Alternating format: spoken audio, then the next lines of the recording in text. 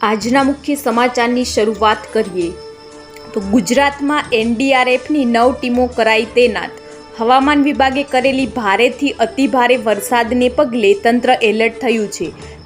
સાવચેતીના ભાગરૂપે રાજ્યમાં એનડીઆરએફની 9 ટીમો તૈનાત કરી દેવામાં આવી છે, જેમાં વાત કરીએ તો નર્મદા, કચ્છ, રાજકોટ, ભાવનગર જિલ્લામાં ટીમને સ્ટેન્ડ બાય રખાઈ છે। વલસાડ, દ્વારકા, અમરેલી, ગીર સોમનાથ અને સુરતમાં પણ એનડીઆરએફની એક ટીમ એલર્ટ મોડ પર રાખવામાં આવી છે।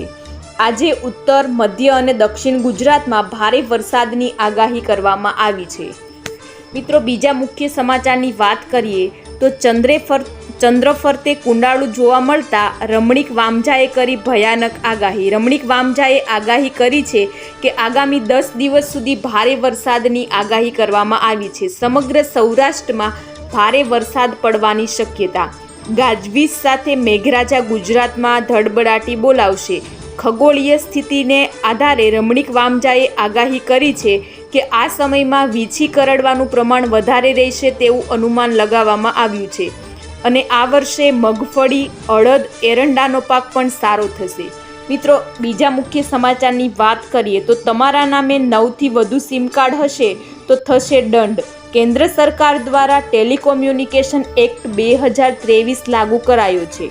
26મી જૂનથી આ કાયદો લાગુ કરાયો છે। આ સાથે જ સાયબર ક્રાઇમ સામે ગાળિયો કરવામાં આવ્યો છે, તો મોબાઈલ વાપરનારાઓ માટે લાભદાયી બનાવાયું છે। જો કે આ કાયદા અંતર્ગત મોબાઈલ યુઝર્સ ભૂલ કરે તો 50,000થી વધુનો દંડ કરવામાં આવશે। આ સાથે જો એક વ્યક્તિના નામ ઉપર 9થી વધારે સિમ કાર્ડ હશે તો તેમને પણ દંડ થશે।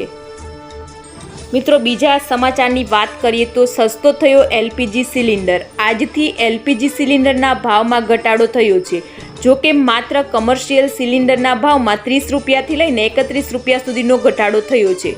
ઘરેલું સિલિન્ડરના ભાવમાં કોઈ ફેરફાર થયો નથી। દિલ્હીમાં 19 કિલોના કમર્શિયલ સિલિન્ડરની કિંમત 1646 રૂપિયા છે। મુંબઈ અને ચેન્નઈમાં સિલિન્ડર 31 રૂપિયા સસ્તો થયો છે, તો અમદાવાદમાં 19 કિલોના બ્લુ સિલિન્ડર 1665માં મળે છે, જ્યારે 14 કિલોના ઘરેલું સિલિન્ડરની કિંમત 810 રૂપિયા છે। મિત્રો, અન્ય સમાચાર તરફ નજર કરીએ તો આજે અતિથી ભારે વરસાદની આગાહી કરવામાં આવી છે। હવામાન વિભાગે ફરી એકવાર રાજ્યમાં ભારેથી અતિભારે વરસાદની આગાહી કરી છે। સાયક્લોનિક સર્ક્યુલેશન સિસ્ટમ સક્રિય થતાં વરસાદની આગાહી કરાઈ છે, તેમજ વલસાડ, દમણ, દાદરાનગર હવેલીમાં અતિભારે વરસાદની આગાહી કરવામાં આવી છે।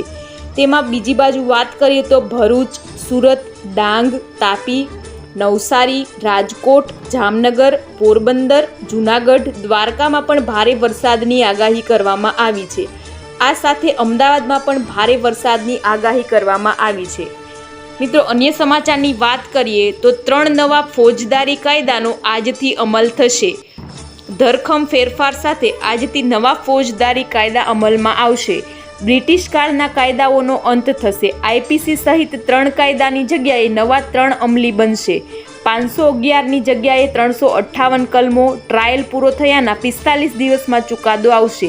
દેશમાં બ્રિટિશ યુગના ફોજદારી કાયદાનો આજે અંત આવશે અને તેની જગ્યાએ વ્યાપક ફેરફારો સાથે ભારતીય ફોજદારી ન્યાય પ્રણાલીનો અમલ થશે।